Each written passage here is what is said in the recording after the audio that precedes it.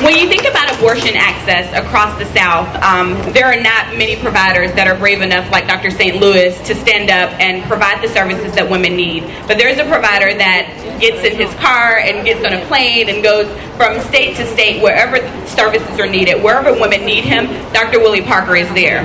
So today I'm proud to bring to you an Alabama native son, Dr. Willie Parker, who is fighting the good fight.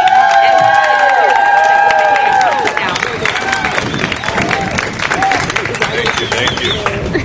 Good afternoon. I'm not going out like that. No. It's my pleasure to be here.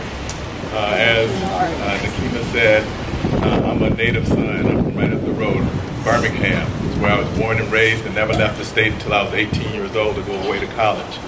And I just moved back last summer because it became clear to me that after living in multiple states, and after making the decision to become a provider of abortions as an OBGYN, providing these services in places where there are no barriers, it became clear to me that the women in my home state didn't have access to the various services that I was trained to provide.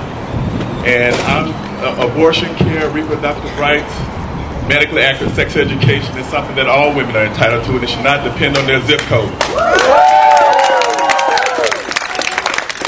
That the women in my home state and my home region should have no less access to these very important and vital services.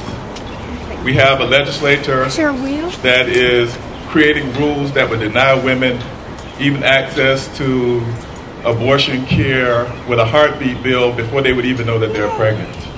What I don't understand is why these people want to try and put in rules that would return us to a time where when abortion was illegal, women died and suffered unnecessarily.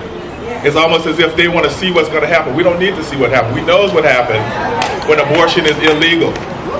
There are no less abortions because one of my mentors, Dr. Jack Shiara at Northwestern University, said there's not the law invented, there's not the ability to shame a woman to the degree that when she decides that she doesn't want to be pregnant, that she won't endeavor to make that happen. So because we know that when women need abortion, they will choose abortion whether it's legal or not, we need to make sure that these services are safe and available, and that they're done with dignity and respect. There's another bill that calls for, it's almost like a conscientious objection clause so that healthcare providers can pick and choose what level of care they want to provide.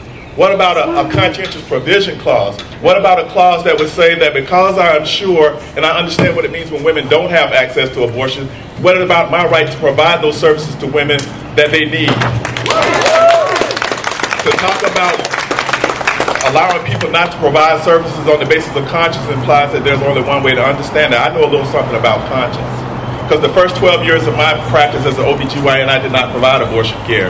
It wasn't that I didn't think women needed, but I had to wrestle with my conscience to decide whether or not it was right for me to provide these services. Someone once said, when you wrestle with your conscience and you lose, you actually win. And I lost that battle of conscience about 12 years ago because a man who used to preach down the street, Dr. Martin Luther King, asked the question, or at least said, what made the Good Samaritan good?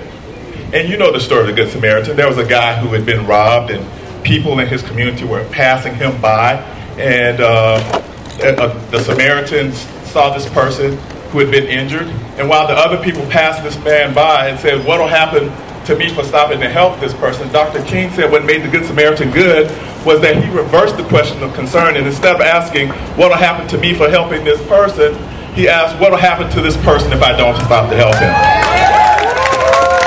And I'm glad that there are people here today who are asking the question, what will happen to women if we don't make abortion services available to them?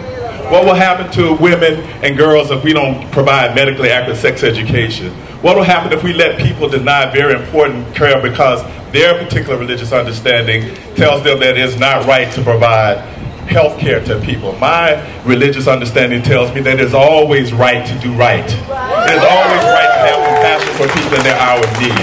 So because Dr. King asked that question, I felt empowered to provide this care. I became more concerned about what happens to women when these services are available. And more recently, I became concerned about what happens to women in Alabama when these services are not available. And that's why I moved home. It is my job and my responsibility to take care of my sisters here in Alabama. And I am standing with you in solidarity to do that. You know, when you make that kind of decision and you decide that you're going to be more concerned about what happens to others than what happens to you, that requires a little bit of courage. The man who preached down the street also said something about courage. He says, you know, sometimes politics will ask if something's convenient. You know, vanity will ask, is it popular? But conscience will have to ask, is it right? And there comes a time when it's neither popular, or otherwise, that you have to do simply what conscience tells you is right. I'm glad your conscience tells you today that you need to be out here at the State House advocating for the health and well-being of the women of this state. Can the women of this state count on you to petition your legislators to do the right thing? Can the women count on you to make sure that these rules that stand in the way of women and their health care will be overturned and moved out of the way? Can we count on you today to say that there's more than one way to understand conscience? And just like there are those who conscientiously object, there are those who conscientiously provide. Can women count on you? Yes. Can they count on you? Yes. Well, let's go in there and get it done. Thank you very much.